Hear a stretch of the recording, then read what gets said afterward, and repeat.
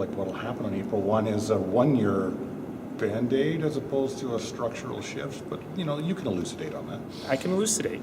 So what we have is a challenge whereby, because people in the downtown, not businesses in the downtown, have received really significant tax cuts because their assessment has gone down, businesses outside the downtown have seen very large increases in taxes. So the real first question that we have to solve is, what is the problem we're trying to solve? And I would argue the problem we're trying to solve is very straightforward. Businesses have received tax increases they cannot afford. And so we really have to try and figure out, how do we fix that?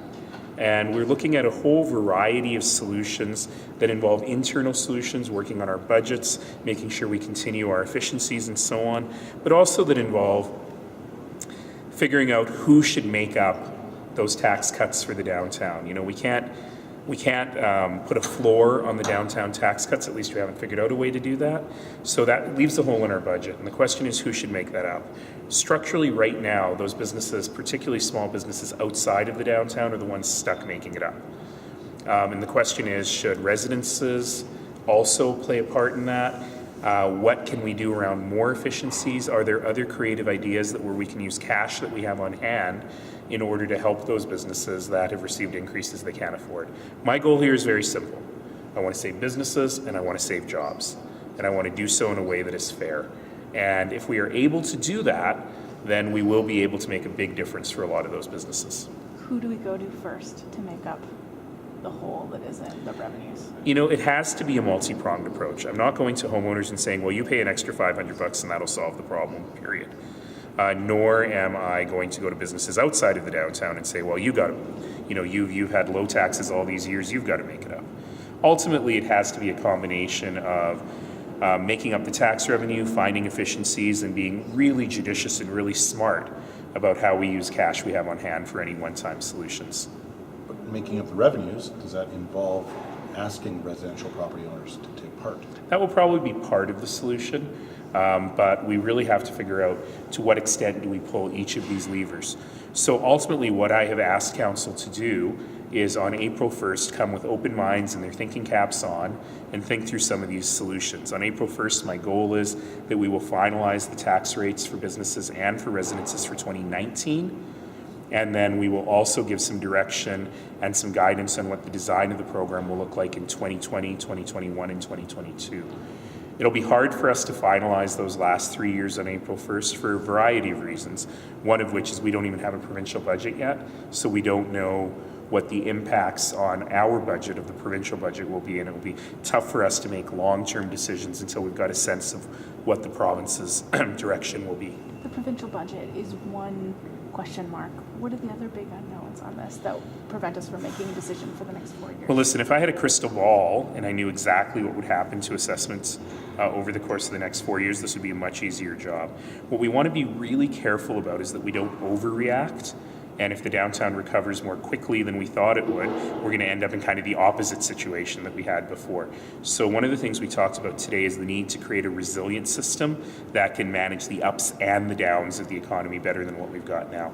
Look, ultimately, the property tax is a lousy way to tax business. It's also a pretty lousy way to tax residences. The real solution here is tax reform.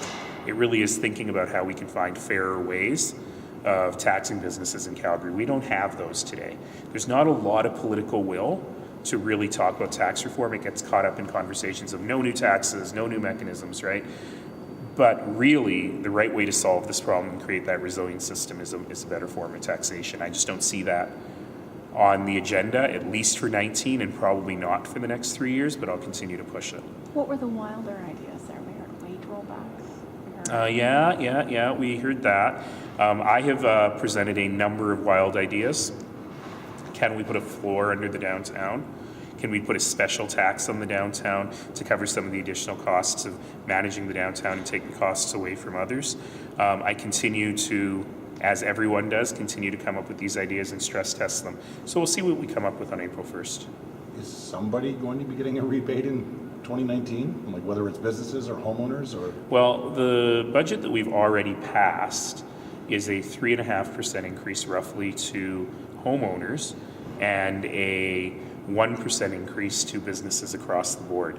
So for me, the issue is not so much the basic mill rates, which remain very low. Lowest in Canada on the residential, second lowest in Canada on the non-residential. The problem is the distribution of those mill rates because, I heard about a business today in Northeast Calgary whose taxes have gone from 29,000 to 200 something thousand. You can't afford that. And we've got to figure out a better way to manage those. And even if we drop the mill rate by, 1/4, it's still not going to help that business. It's not going to keep them in business. So we've got to be thoughtful about how to do this. Yeah, Council's tolerance the last 2 years has been that nobody should pay more than 5% increase. Yeah. Where is that line this year in terms of what's tolerable? Well, given what we have today, if we did nothing, it would be at 10%. But again, it doesn't really solve the distribution problem as well as I would like to. So you want to see some kind of solution in 19 on the distribution side? I'd like to. I have some ideas, and we'll have to see how well those can play through the system.